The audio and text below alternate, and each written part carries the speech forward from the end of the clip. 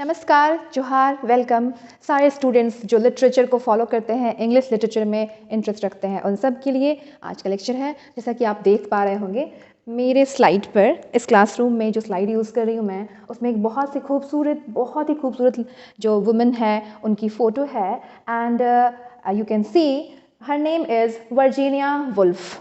I have written her name, the name of this lady, and I also wrote the date of her birth and year and date of her death and year. So she was born in 25th January 1882 and she died on 28 March 1941. ठीक है, तो कौन है यहाँ? Virginia Woolf, the most prominent modern female author of 20th century. All right, तो 20th century beginning कब होती है उसकी? 1901 से उसकी बिगनिंग होती है। तो सेंचुरी की बिगनिंग में एक ऐसी फीमेल ऑथर जिसको आज हम लोग पढ़ने जा रहे हैं, उनका नाम है Virginia Woolf. And the title which you can see Woolf is taken from her husband. Okay, तो वुल्फ से लगता है कि भाई सुन के एक बार लगता है वर्जीनिया वुल्फ, ये वुल्फ वो वाली वुल्फ तो नहीं है, but no, she had taken the surname, the title by her husband's name, Leonard Woolf. Alright, तो देखते हैं हम लोग कि वर्जीनिया वुल्फ कौन थी और इन्होंने क्या खास किया था या फिर इनके जीवन में क्या खास हुआ था। तो इनकी जो भी नॉवेल्स हैं वो एक बहुत ही डिफरेंट नैरेटिव टेक्निक से लिखी गई हैं। ठीक है, that is very new to us also. ठीक है, तो न्यूनेस है, तो न्यूनेस को हम लोग एक्सप्लोर थोड़ा बाद में करेंगे। First will explore the author, the female author, the modernist female author. Alright, तो चलते हैं और देखते हैं कि हम लोग इनके बारे में क्या जान सकते हैं, बहुत बेसिक। ठीक है, सो मेरा जो तरीका है किसी को पढ़ने का, किसी को जानने का, वो मैं ये करती हूँ, मैं थोड़ा डीप में जाती हूँ। I try to know the origins, और ओरिजिन से अगर जोड़ दिया जाए, ओरिजिन को अगर याद किया जाए, तो will know the current topic. तो current topic is Virginia Woolf, लेकिन वो वर्जीनिया वुल्फ आई कहाँ से हैं, चलिए एक्सप्लोर करते हैं। सो जो मदर लीनिएज है, मदर के साइड की जो लीनिएज है, मदर के साइड की जो फीमेल्स हैं, लेट एक्सप्लोर देम। ठीक है, तो सबसे पहले यहाँ दिखाई दे रही हैं, आप लोगों को दिख रहा होगा, एकदम साफ साफ दिख रहा होगा। There is a name, Therese Joseph Blin de Greencourt. This is whole name, ये पूरा का पूरा नाम है। ठीक है, अब ये पूरा नाम जो है थोड़ा सा लग रहा है अजीब, ये इंग्लिश भी नहीं लग रहा ठीक से, तो इंग्लिश नहीं लग रहा तो कहाँ से है? So she has origin from French. ठीक है, फ्रेंच फैमिली से बिलोंग करती थी। बट जैसा कि हम लोग जानते हैं, जब इंडिया में कॉलोनाइजेशन शुरू हुआ था, ब्रिटिश एम्पायर ने कॉलोनाइज करना शुरू किया था, तो बहुत ज़्यादा देशों से, मीन्स जो यूरोपियन कंट्रीज़ हैं, वहाँ से लोग आकर के यहाँ रह रहे थे to serve their British empire. तो उन्हीं फैमिलीज़ में से कुछ फैमिलीज़ जो हैं उनको हम लोग क्या कहते हैं, एंग्लो इंडियन फैमिली, जो कि ओरिजिन जिनका यूरोपियन होता है, but they come to live here, all right, live in India, so they are Anglo-Indian. So ये Anglo-Indian family का पूरा बैकग्राउंड है। ठीक है, सो टेरेसी जोसेफ ब्लिन डी ग्रीनकोट जो थी वो एक फ्रेंच थी, but she has Bengali blood. All right, तो यहाँ से मैंने जो खोजा और मुझे जो लगा कि Bengali blood, if she has the Bengali blood, it means she has the talent of that Bengal का आर्ट, बंगाल का कल्चर और बंगाल का जो रिनेसांस, बंगाल में जो मतलब संस्कृति और कला है, तो वो होगी शायद। तो येस, विल सी। तो हु वाज शी, उसको देखने के लिए हम लोग देखते हैं कि ये कौन थी, इनके ये वर्जीनिया वुल्फ की कौन थी। ऑलराइट, तो वर्जीनिया वुल्फ की कौन थी, इसको जानने के लिए हम लोग देखते हैं कि वर्जीनिया वुल्फ की मॉम मीन्स मदर का नाम क्या था। तो उनकी मदर का नाम था जूलिया स्टीफन। ठीक है, Julia Stephen. She was also born in Calcutta, Kolkata अभी जो है currently, but she is in at that time it was Calcutta, या फिर कलकत्ता। सो वर्जीनिया वुल्फ की मदर का नाम जूलिया स्टीफन था, and Julia Stephen's mother was Maria Pattle. ठीक है, और ये भी वही एंग्लो इंडियन फैमिली से बिलोंग करती थी। और मारिया पैटल जो है उनकी मैटरनल ग्रैंड मदर जो थी वो थी टेरेसी जोसेफ ब्लिन डी ग्रीनकोट। ठीक है, तो इनमें बंगाली ब्लड था। She became the Anglo-Indian family. She became the member of Anglo-Indian family. मतलब ऐसी फैमिली जो यूरोपियन डिसेंट की है, यूरोपियन लीनिएज की है, but living in India. And then उनसे जूलिया का जन्म होता है, Maria Pattle, and Maria Pattle की बेटी जूलिया, एंड जूलिया की जो डॉटर हैं वो वर्जीनिया वुल्फ है। So what I was trying to connect कि हम लोग इंडियन्स जब वर्जीनिया वुल्फ को पढ़ते हैं तो वर्जीनिया वुल्फ में से भी इंडिया निकाल लेते हैं। Alright, so in small proportion अगर हम कहें तो उन्हें अपनी मदर के साइड से कुछ न कुछ इनहेरिट किया है उन्होंने, क्या? इंडिया का art and culture. Let's design, let's explore, let's think about it, ठीक है। और अच्छा, अब इनकी फैमिली में चूंकि आप देख रहे हैं, जैसा मैंने भी बताया कि आर्ट एंड कल्चर है, तो yes art and culture, Julia was a model, ठीक है, and she also wrote, she was also an author, she also wrote some books. तो मॉडल है, तो मॉडल किसके लिए है? ये अपनी aunty, her aunt Julia Margaret Cameron के लिए एक क्या थी? मॉडल थी। And she was a portrait photographer, portrait photographer मतलब at that time she was a photographer. तो Julia Margaret Cameron Julia Stephen की आंटी थी, and she made Julia Stephen a model. So उन्होंने इनको मॉडल बना के बहुत सारी फोटोज क्लिक की थी उस टाइम में, ठीक है। एंड दैट वाज क्या? 18th सेंचुरी में ये चल रहा था, because Virginia Woolf was born in 1882।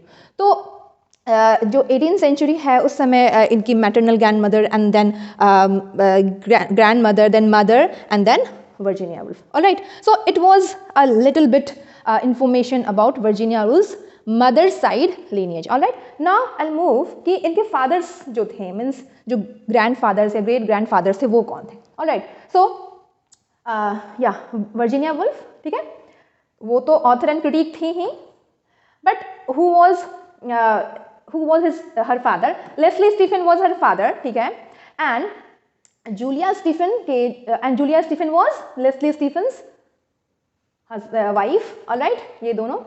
and जो जॉर्ज जैक्सन है, he was Julia Stephen's father। तो George Jackson was physician in India, ठीक है, physician in India in under the East India Company, ठीक है। ईस्ट इंडिया कंपनी ने के अंदर काम करते हुए वो कोलकाता आए थे, ठीक है, और यहाँ पे ही उन्होंने फिजिशियन की नौकरी की थी, ठीक है।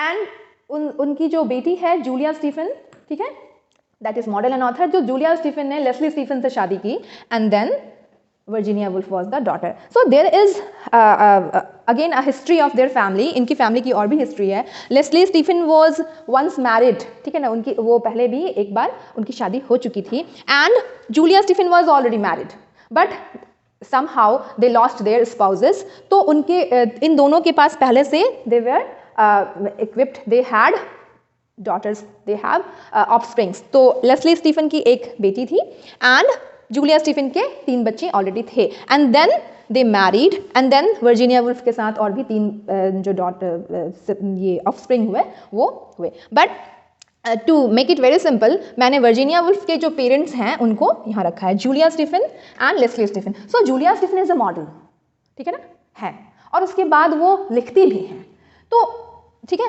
और जूलिया स्टीफन की जो आंट है वो एक फोटोग्राफर है, ठीक है, और जूलिया स्टीफन की जो ग्रेट ग्रैंड मदर है, शी हैज़ बंगाली ब्लड। तो इन सबको मिला के व्हाट वी कैन गेस कि शी मस्ट had something। हाँ, अब अभी लेस्ली स्टीफन के बारे में तो बताया नहीं। Leslie Stephen was a biographer and critic, ठीक है, तो और भी है इनके, ये एडिटर भी थे, he was also an editor।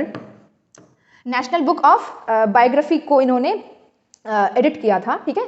सो तो ऐसी फैमिली में रहने वाले वर्जीनिया वुल्फ ने वो कैसी होंगी, वी विल एक्सप्लोर, और भी ज़्यादा हम लोग देखेंगे। ऑलराइट, सो इसके बाद हम लोग क्या देखते हैं कि वर्जीनिया वुल्फ ने बहुत सारी नॉवेल्स लिखी हैं, but her 2 novels are prescribed in syllabus very frequently. पहला तो Mrs Dalloway, and second one is to the lighthouse, ठीक है। So to the lighthouse थोड़ा इनके फैमिली बैकग्राउंड से, इनकी जो मूवमेंट्स होती हैं, इनके जो घर हैं, उनसे बहुत ज़्यादा आइडेंटिफिकेशन करता है, उनसे बहुत ज़्यादा कनेक्टेड है। That's why I chose to discuss the places they moved, the places they lived, alright. तो इसलिए ये वीडियो उसी पर थोड़ा ज़्यादा फोकस्ड है कि where they lived and where they moved, ठीक है, ऑलराइट।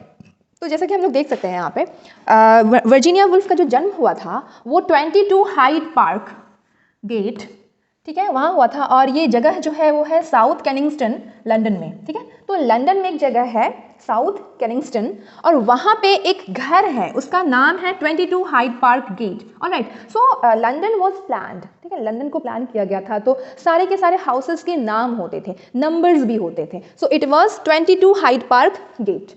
ठीक है, सो आई हैव सीन सम, मतलब जो नंबर्स होते हैं in Delhi there is a Karol Bagh. ठीक है ना, करोल बाग में 22/12 या फिर 12/24, मतलब अगर 24 घर हैं और 12वां घर आपका है, then your house number will be 22/24 या 12/24। ऑलराइट, तो उस तरह के यहाँ पे नाम होते थे। तो ये नाम है किसका, जहाँ वर्जीनिया वुल्फ का जन्म हुआ था। And it was an affluent household, ठीक ठाक, बहुत अच्छा, rich, not very rich but sufficient.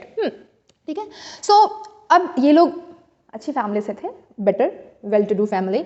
So what Leslie Stephen used to do, उन्होंने 1881 के स्प्रिंग में, ठीक है, एक बहुत बढ़िया घर उन्होंने देखा जो कि सेंट आइव्स कॉर्नवॉल में था, और उन्होंने उसको लीज पर ले लिया, मतलब खरीदा नहीं, but paid some rent and use that house. और इस हाउस का अट्रैक्शन जो था वो यही था कि it has overlooking view of Porthminster Bay towards the Godrevy lighthouse. और यही लाइट हाउस, जो गॉड्रेवी लाइट हाउस है, यहीं पर वो लोग अक्सर समर्स स्पेंड करने जाया करते थे। ऑलराइट, तो टू द लाइट हाउस जब हम लोग पढ़ेंगे तब वहाँ हम लोग देखेंगे कि लाइट हाउस कौन सा था, और वर्जीनिया वुल्फ के लाइफ से ही जो मोमेंट्स हैं, लाइफ के ही जो इंसिडेंट्स हैं, उसी को उन्होंने टू द लाइट हाउस में रखने की कोशिश की है बहुत ज़्यादा।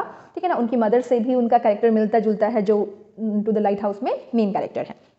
ठीक है, सो अब जैसा कि देखेंगे कि ये जो गॉड्रेवी लाइट हाउस था ये बहुत खूबसूरत था। तो इस घर से जो उन्होंने लिया, ठीक है, वाइट हाउस था एक, सेंट आइव्स जो कॉर्नवॉल में है, वहाँ जो उन्होंने घर लिया, उसका अट्रैक्शन ही था कि वहाँ से गॉड्रेवी लाइट हाउस दिखता था। ठीक है, अब मैं एक बार आप लोग को वो जो लाइट हाउस है वो भी दिखाना चाहती हूँ, तो यू विल गेट क्लियर। ये लाइट हाउस है, ठीक है, ये लाइट हाउस है, you can C structure here, और ये बे है, पोर्टमिंस्टर का बे, ठीक है ना, मतलब खाड़ी, and there is a lighthouse. ठीक है, so this lighthouse is the attraction. तो ये lighthouse real lighthouse था, this was not a fictional lighthouse in Virginia Woolf life. ठीक है, फिक्शनल नहीं था, this was real, but in the lighthouse she made it a very real real one. She made that real lighthouse in her story.